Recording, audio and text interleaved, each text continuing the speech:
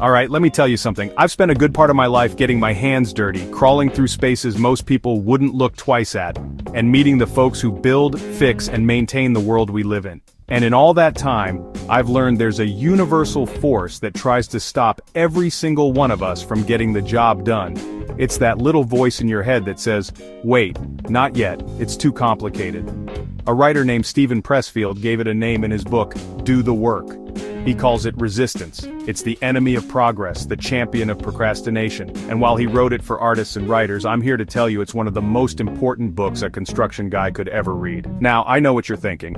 A book about creativity? What's that got to do with pouring concrete, welding steel, and navigating the labyrinth of government contracts? Well, that's where it gets interesting. Because if there's any industry that knows about resistance, it's yours. It shows up in the form of endless paperwork, bureaucratic red tape, unexpected change orders, and the kind of delays that can bleed a project dry. The principles in this little book aren't just about painting a masterpiece, they're about building a bridge, a building, a business, when everything seems designed to stop you in your tracks. So, stick with me. We're going to take a look at how these lessons, forged in the world of creative struggle, can become your secret weapon. This isn't about theory, it's about survival. It's about how to take on those big, intimidating government jobs and not just survive but thrive. We're gonna break down how to face that resistance head on, push through the muck, and get the job done. Because at the end of the day, that's what separates the folks who talk about building things from the folks who actually build them. Every big job starts with a moment of doubt. You're looking at a mountain of paperwork for a government proposal, and every fiber of your being is telling you to wait. Wait until you have every single detail ironed out, every contingency planned, every I dotted, ant crossed. Pressfield has a simple, blunt piece of advice for that feeling. Start. Start before you're ready. Don't wait for the perfect moment because it's never gonna come. The resistance wants you to plan yourself into paralysis. It wants you to believe you're not prepared. Don't fall for it. The truth is, you're never 100% ready, and that's okay. The real work begins when you decide to move anyway. For you, in the construction world, this means grabbing that last project's proposal and using it as a skeleton.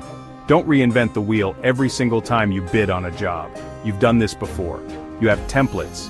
You have experience. You have a history of solving problems. Pull up those old files, dust them off, and start filling in the new blanks. Think of it like a seasoned mechanic who doesn't reread the entire engine manual every time a car comes in.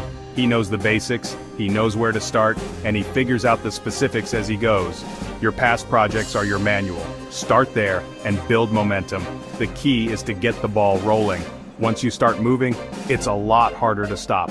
Mobilize your team based on what you do know. Get the preliminary schedules drafted. Start the initial procurement conversations.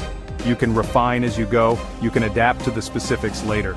Resistance feeds on stillness. It thrives in the vacuum of indecision. The moment you take that first concrete step, you've thrown the first punch. You've declared that you're in the fight. The feeling of being fully prepared is a myth. The feeling of getting to work is real, so start now. So you started. You pushed past that initial hesitation, and you're underway. Good for you.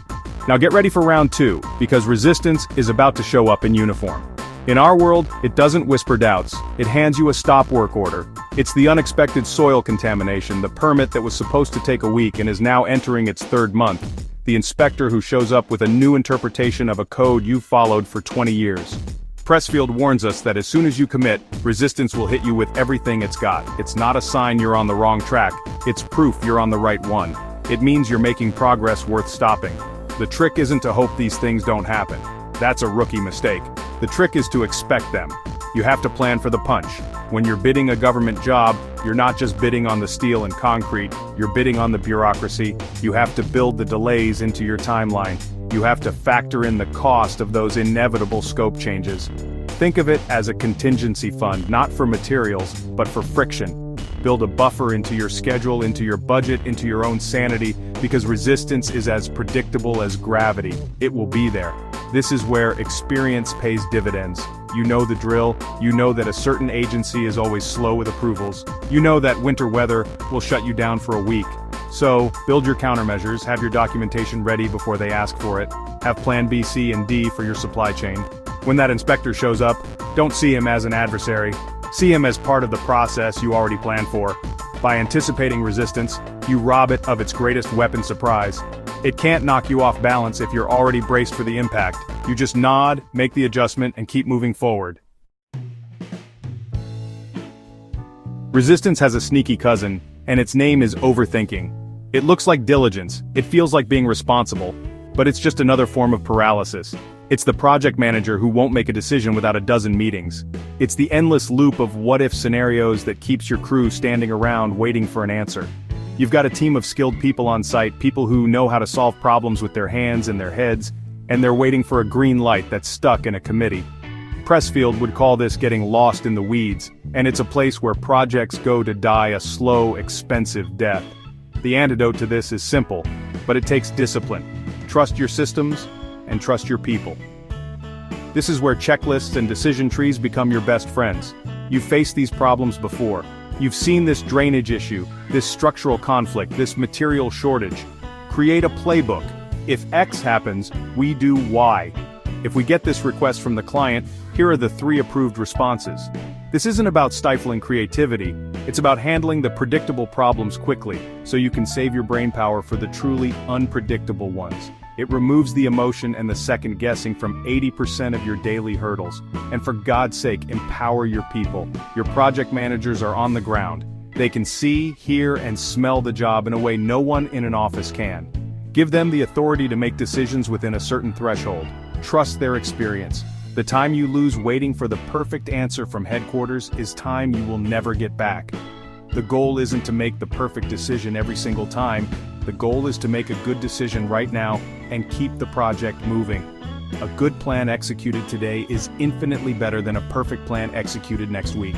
Don't let the search for perfection become an excuse for inaction. You're in the home stretch. The structure is up, the systems are in, and the place is starting to look like the blueprints. It feels like you're 95% done. And this is precisely where resistance makes its last, desperate stand. Because that last 5%, the punch list, the final inspections, the mountain of close-out documents, is the hardest part. It's not glamorous. There are no big visible milestones. It's a slow, tedious grind. And the temptation to ease up, to let things slide, to get distracted by the next shiny new project, is immense. This is where good projects turn into mediocre ones, and where profits get eaten alive. Finishing isn't just an action, it's a mindset. You have to attack the end of the job with the same intensity you had at the beginning. This means prioritizing the things that get you to substantial completion. It means treating the final compliance audit with the gravity of a foundation pour. It means chasing down every last signature on every last change order. You can't treat this as an afterthought. My advice? Assign a dedicated team to it. A finish line crew whose only job is to hunt down every loose end and drag this project across the finish line. They're not builders anymore, they're closers. Their mission is singular: get the final payment secured. Every day you delay closeout is a day your money is sitting in someone else's account. It's a day your bonding capacity is tied up. It's a day you're bleeding overhead on a job that isn't making you a dime. Resistance wants you to get bored and walk away from the details. It wants you to accept almost done is good enough. You can't let it win. The job isn't done when the last nail is hammered. It's done when the final check has cleared. Finish the job. All of it. There's a moment on every job where you could keep tweaking forever. You could polish that fixture a little more. You could refine that grating by another fraction of an inch. You could repaint a wall that's already perfectly acceptable. This is the siren song of perfection, and it's another one of resistance's clever disguises. It masquerades as professional pride, as a commitment to quality. But what it really is fear. Fear of being judged, fear of being finished, fear of moving on to the next unknown challenge. Pressfield's advice is blunt and beautiful. Ship it. In our world that means turn the keys over. Your contract is your guide. It has a definition of complete. Your job is to meet that definition, to fulfill your obligations to the letter. It is not your job to pursue some platonic ideal of a perfect building that exists only in your head. That's called scope creep, and it's a cancer. It's you, spending your own money and your own time to deliver something the client never asked for, and may not even notice. You have to have the discipline to know when the job, as defined by the contract you signed, is done. Done is the goal. Done gets you paid. Done lets you move on to the next job. This doesn't mean you do shoddy work, not at all. You do good work. You do the work you promised to do, to the standard you agreed to, but then you stop. You deliver what's required. You hand over the keys and you let it go. You can take the lessons you learned, the things you wish you'd done differently, and you can apply them to the next project. That's how you get better. You don't get better by endlessly polishing a finished product. You get better by finishing, shipping, and starting again. Done is better than perfect, so get it done and ship it. So there it is. It's not complicated, but it's not easy either. Whether you're staring down a 50-page RFP or a final punch list with 100 tiny items, the enemy is the same. It's that internal friction, that gravitational pull toward later, that Pressfield calls resistance. Applying the principles from Do the Work is about building a mental toolkit to fight back. It's about understanding that indecision, overthinking, and the quest for a mythical state of perfection are just traps designed to stop you from doing the one thing that matters. Moving forward. These aren't just ideas for a writer in a quiet room, they are battle-tested strategies for the chaos of a job site. Success in the world of government contracts isn't just about being the best builder, it's about being the most resilient. It's about the company that can navigate the storm of bureaucracy without losing its mind or its shirt. It's about the team that can take a punch, get back up, and keep laying bricks.